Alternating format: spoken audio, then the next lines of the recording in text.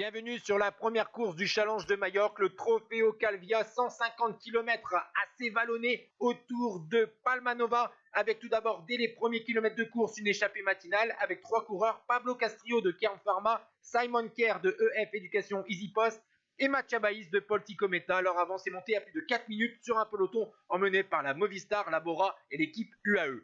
Mais à plus de 60 km de l'arrivée, dans l'ascension du col de Solaire, Marc Solé, Brandon McNulty et Vlasov sont sortis en contre. Ils vont faire la jonction en moins de 20 km sur les 3 coureurs de l'échappée matinale.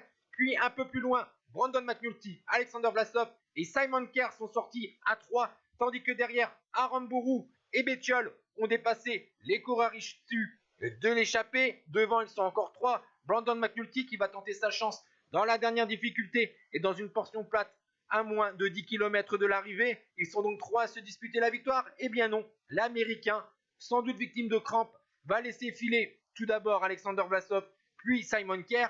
Et Simon Kerr, lui, va réussir à boucher le trou sur le coureur russe de la formation Bora. On va donc assister à un sprint à 2.